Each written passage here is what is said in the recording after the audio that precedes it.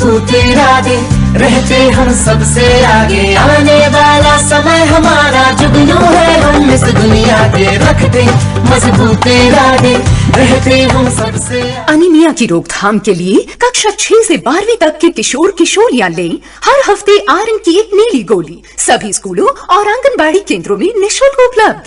Anaemia मुक्त हरियाणा, राष्ट्रीय स्वास्थ्य मिशन, स्वास्थ्य विभाग हरियाणा द्वारा जनहित में जारी। तो बच्चों, याद है ना 10 फरवरी को राष्ट्रीय कृमि मुक्ति दिवस है। उस दिन स्कूल और आंगनबाड़ी में कृमि नियंत्रण की दवा खिलाई जाएगी, जिसमें तुम सबको आंत की कृमि से छुटकारा मिल जाएगा। और जब 10 फरवरी को स्कूल और आंगनबाड़ी में कृमि नियंत्रण की दवा दी जाए तो स्कूल और आंगनबाड़ी आए और दवा खाएं। और जो बच्चे छूट जाए उन्हें 17 फरवरी को दवा दी जाएगी। कृमि से छुटकारा, सेहतमंद भविष्य हमारा। राष्ट्रीय स्वास्थ्य मिशन, स्वास्थ्य विभाग हरियाणा द्वारा जनहित में जारी। अरे वाह, पुराना सोना कितना शुद्ध होता था ना दादी। सोना आज भी शुद्ध है, उस पर अगर हॉलमार्क अंकित है। आप भी ध्यान रखें, सोना हमेशा BIS प्रमाणित ज्वेलर से ही लें। बिल अवश्य लें और जांच लें कि बिल पर अंकित और आभूषण पर अंकित शुद्धता समान है। अधिक जानकारी के लिए लॉग ऑन करें BIS.gov.in पर। नमस्कार, आकाशवाणी चंडीगढ़ से प्रादेशिक समाचारों के साथ मैं रत्तिका। पहले इस बुलेटिन के मुख्य समाचार। केंद्रीय मंत्रिमंडल ने वित्त वर्ष 2022-23 से 2025-26 के लिए वाइब्रेंट विलेज योजना को मंजूरी दी। केंद्रीय सूचना एवं प्रसारण मंत्री अनुराग सिंह ठाकुर ने कहा कि हर पंचायत में 2 लाख बहुउद्देशीय प्राथमिक कृषि साख समितियां गठित की जाएंगी। G20 शेरपा अमिताभ कांत ने कहा कि G20 भारत के लिए दुनिया का एजेंडा तय करने का अवसर है। हरियाणा के राज्यपाल बंडारू दत्तात्रेय और मुख्यमंत्री मनोहर लाल ने स्वामी दयानंद सरस्वती की 200वीं जयंती पर उन्हें श्रद्धा सुमन अर्पित किए। और हरियाणा के मुख्यमंत्री मनोहर लाल ने आज रोहतक के महर्षि दयानंद विश्वविद्यालय में विवेकानंद पुस्तकालय विस्तारण भवन का उद्घाटन किया। अब समाचार विस्तार से। केंद्रीय मंत्रिमंडल ने वित्त वर्ष 2022-23 से 2025-26 के लिए केंद्र सरकार द्वारा वित्त पोषित 4800 करोड़ रुपए की वाइब्रेंट विलेज योजना को मंजूरी दी। सूचना एवं प्रसारण मंत्री अनुराग सिंह ठाकुर ने आज नई दिल्ली में मंत्रिमंडल की बैठक के बाद संवाददाताओं से बातचीत में कहा कि इससे 4 उत्तरी राज्यों एवं 1 केंद्र शासित प्रदेश में बुनियादी ढांचे का विकास होगा और आजीविका के अवसर बढ़ेंगे। श्री ठाकुर ने कहा कि इससे लोगों के जीवन स्तर में सुधार होगा और साथ ही उत्तरी सीमावर्ती गांवों का भी विकास होगा। केंद्रीय मंत्रिमंडल ने देश में सहकारिता आंदोलन को मजबूत करने और इसे जमीनी स्तर पर पहुंचाने की मंजूरी दी है।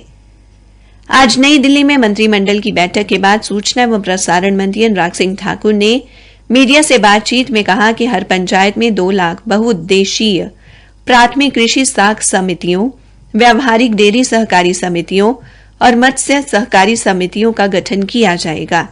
उन्होंने कहा कि ये तीनों समितियां अगले 5 वर्षों के दौरान स्थापित कर दी जाएंगी।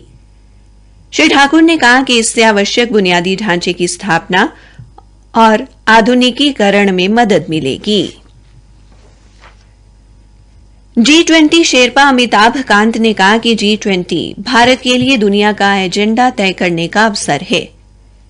आज दिल्ली में हिंदू कॉलेज के 124वें स्थापना दिवस पर उन्होंने कहा कि भारत ऐसे समय में G20 की अध्यक्षता कर रहा है जब विश्व युद्ध, अर्थव्यवस्था और जलवायु सहित विभिन्न संकटों का सामना कर रहा है। श्री कांत ने विद्यार्थियों से देश में सकारात्मक बदलाव लाने और इसकी विकास गाथा का हिस्सा बनने का आह्वान किया। इस अवसर पर श्री कांत ने दुनिया का एजेंडा तय करने के लिए देश के विकास में तेजी लाने के महत्व पर भी बल दिया। प्रादेशिक समाचार आकाशवाणी चंडीगढ़ से प्रसारित किए जा रहे हैं। हरियाणा के राज्यपाल बंडारू दत्तात्रेय ने महर्षि दयानंद सरस्वती के 2य जन्म शताब्दी वर्ष के शुभारंभ अवसर पर उन्हें पुष्पांजलि अर्पित करते हुए कहा कि महर्षि दयानंद ऐसे युग पुरुष थे जिन्होंने वैदिक संस्कृति के पुनरुत्थान के लिए जनजागरण अभियान शुरू किया। आज राजभवन में आयोजित पुष्पांजलि सभा के दौरान राज्यपाल ने कहा कि महर्षि दयानंद ने इस वैदिक सांस्कृतिक पुनरुत्थान को स्वराज्य और आजादी की भावना से जोड़ दिया। 1857 के प्रथम स्वतंत्रता संग्राम के बाद अंग्रेजों ने स्वाधीनता के आंदोलन को दबाने की पूरी कोशिश की, लेकिन महर्षि दयानंद ने इस स्वाधीनता आंदोलन को राष्ट्रीय रूप देने में महत्वपूर्ण भूमिका निभाई। उन्होंने कहा कि महर्षि दयानंद ने भारतीयों में स्वदेशी, स्वराज्य तथा आजादी की भावना को सुदृढ़ किया। राज्यपाल ने कहा कि महर्षि दयानंद की शिक्षाएं आज भी प्रासंगिक हैं। हरियाणा के मुख्यमंत्री मनोहर लाल ने आज रोहतक के महर्षि दयानंद विश्वविद्यालय में विवेकानंद पुस्तकालय विस्तारण भवन का उद्घाटन किया। इस कार्यक्रम की अध्यक्षता गुजरात के राज्यपाल आचार्य देवव्रत ने की।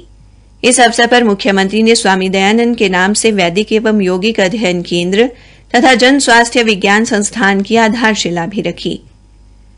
कार्यक्रम के दौरान अपने संबोधन में श्री मनोहर लाल ने स्वामी दयानंद को आजादी का सूत्रधार बताया और उनके दिखाए रास्ते पर चलने का संकल्प लिया। वहीं गुजरात के राज्यपाल आचार्य देवव्रत ने महर्षि दयानंद सरस्वती को याद करते हुए कहा कि उनके विचारों को अंगीकार करने का समय आ गया है। उन्होंने कहा कि युवाओं को मादक पदार्थों का सेवन करने से रोकने के लिए आर्य प्रतिनिधि सभा हरियाणा के साथ मिलकर एक विशेष अभियान चलाया जाएगा। हमारे संवाददाता ने बताया कि विवेकानंद पुस्तकालय विस्तारण भवन के निर्माण पर 850 लाख रुपए की लागत आई है, जबकि वैदिक एवं यौगिक अध्ययन केंद्र के निर्माण पर 660 लाख तथा जन स्वास्थ्य विज्ञान संस्थान पर 950 लाख रुपए की अनुमानित लागत आएगी। हरियाणा के गृह मंत्री अनिल विज ने कहा कि अब अंबाला, हिसार और करनाल जैसी पुरानी रेंज के पुलिसकर्मियों को जल्द ही गुरुग्राम और फरीदाबाद के पुलिसकर्मियों के बराबर पदोन्नति मिलेगी, क्योंकि पुलिसकर्मियों में होने वाली असमानता को खत्म करने के लिए लगभग 4,560 नए पद सृजित किए गए हैं। श्री विज आज चंडीगढ़ में मीडिया कर्मियों के सवालों का जवाब दे रहे थे। उन्होंने कहा कि अंबाला, हिसार और करनाल जैसी पुरानी रेंज के पुलिसकर्मी पदोन्नति में बहुत पीछे रह गए थे, जबकि गुरुग्राम और फरीदाबाद में इनके साथ भर्ती हुए कर्मी हवलदार से इंस्पेक्टर बन गए। उन्होंने कहा कि इन पुलिसकर्मियों की बहुत ही पुरानी मांग थी कि इनको भी पदोन्नत हुए पुलिसकर्मियों के बराबर लाया जाए। इसके चलते लगभग 4,560 नए पद सृजित किए गए हैं। हरियाणा के कृषि मंत्री जयप्रकाश दलाल ने आज सिरसा के पंचायत भवन में जिला कष्ट निवारण समिति की बैठक में लोगों की शिकायतें सुनी तथा काम में लापरवाही बरतने वाले अधिकारियों को फटकार भी लगाई। बैठक के दौरान श्री दलाल ने 16 शिकायतें सुनी तथा सिरसा एवं राज्य सतर्कता ब्यूरो को 3 मामलों की जांच करने के आदेश दिए। हरियाणा के मुख्य सचिव संजीव कौशल ने कहा कि अब राज्य में सरकार के अनुबंध आधार पर काम करने वाले कर्मचारियों को भी अपने गृह स्थान और देश में किसी भी स्थान पर जाने के लिए यात्रा रियायत एलटीसी के बदले 1 महीने का वेतन मिलेगा। उन्होंने कहा कि वे कर्मचारी एलटीसी के एवज में 1 महीने का वेतन लेने के हकदार होंगे जिनका 1 साल का कार्यकाल पूरा हो गया है। अंत में मुख्य समाचार एक बार फिर। केंद्रीय मंत्रिमंडल ने वित्त वर्ष 2022-23 से 2025-26 के लिए वाइब्रेंट विलेज योजना को मंजूरी दी। केंद्रीय सूचना एवं प्रसारण मंत्री अनुराग सिंह ठाकुर ने कहा कि हर पंचायत में 2 लाख बहुउद्देशीय प्राथमिक कृषि साख समितियां गठित की जाएंगी। इसी के साथ प्रादेशिक समाचार समाप्त हुए। अरे बबलू, ये तुम्हारे हाथ पर दाग कैसा है? तुमने अपनी मम्मी को बताया? नहीं सपना। आंटी, क्या आप बबलू के इस हाथ पर हुए हल्के रंग के धब्बे को डॉक्टर के पास दिखाने लेकर गयी? अरे सपना, ये कुछ नहीं है, ये 1-2 दिन में दूर हो जाएगा। नहीं आंटी, मेरी डॉक्टर मम्मी कहती है कि इसे नजरअंदाज नहीं करना चाहिए। त्वचा पर हल्के रंग का दाग या धब्बा जिसमें सूंपन हो वो कुष्ठ रोग हो सकता है। अगर एनडीटी की दवा द्वारा इसका उपचार जल्द शुरू किया जाए तो यह कुष्ठ रोग से होने वाली विकलांगता को रोक सकता है। स्वास्थ्य विभाग हरियाणा द्वारा जनहित में जारी।